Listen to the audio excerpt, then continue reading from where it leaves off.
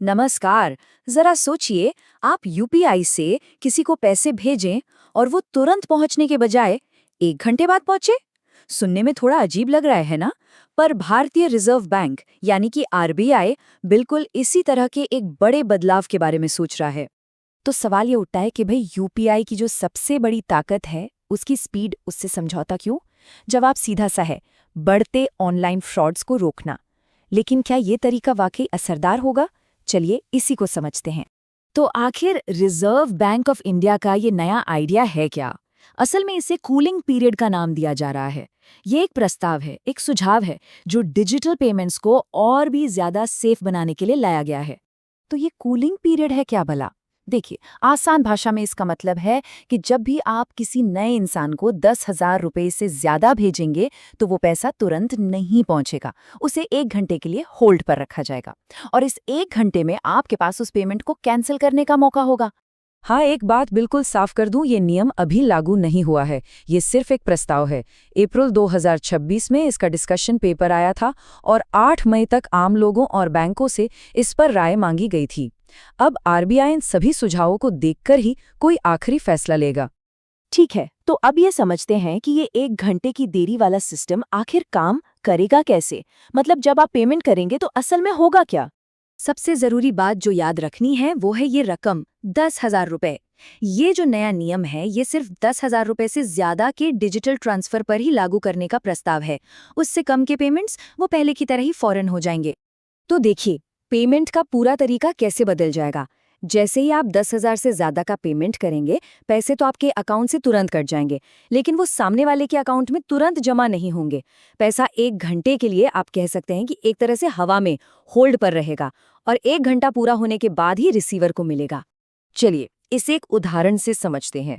मान लीजिए आपने किसी नए इंसान को 25,000 रुपए भेजे। अभी क्या होता है, पैसा तुरंत पहुंच जाता है, ट्रांजैक्शन खत्म।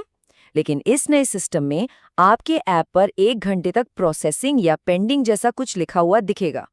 और सबसे बड़ा फर्क ये होगा कि इस 1 घंटे के अंदर अंदर आपके पास उसे कैंसिल करने का एक बटन होगा।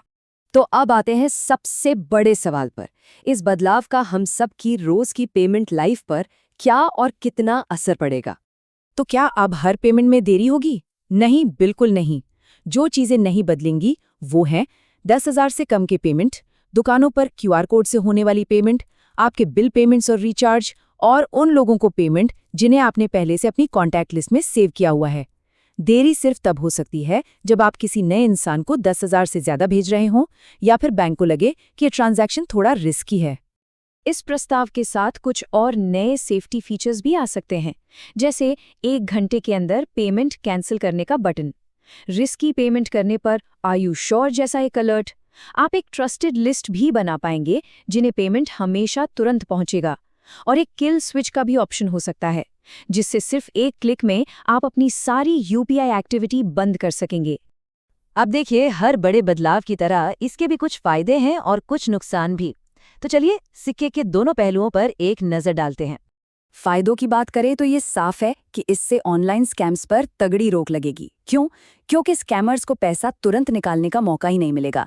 अगर आपने गलती से किसी और को पैसे भेज दिए तो उसे सुधारने का वक्त मिल जाएगा, और अगर खुदा ना खास्ता कोई फ्रॉड हो भी गया तो पैसा वापस मिलने के चांसेस काफी बढ़ जाएंगे। लेकिन इसके कुछ नुकसान भी हैं जो काफी सीरियस हो सकते हैं।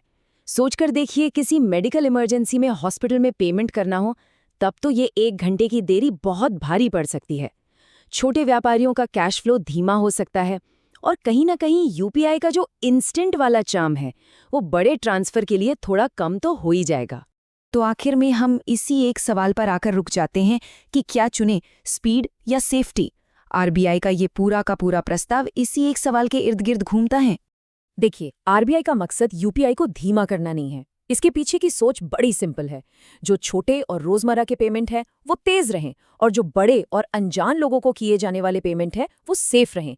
ये स्पीड और सेफ्टी के बीच एक बैलेंस बनाने की कोशिश है। तो आखिर में सवाल यही बचता है, क्या बढ़ी हुई सुरक्षा के लिए बड़े पेमेंट्स पर थोड़ी सी स्पीड से समझौता किया जा सकता है? ये एक ऐसा सवाल है जिस पर अब हम सबको सोचना होगा।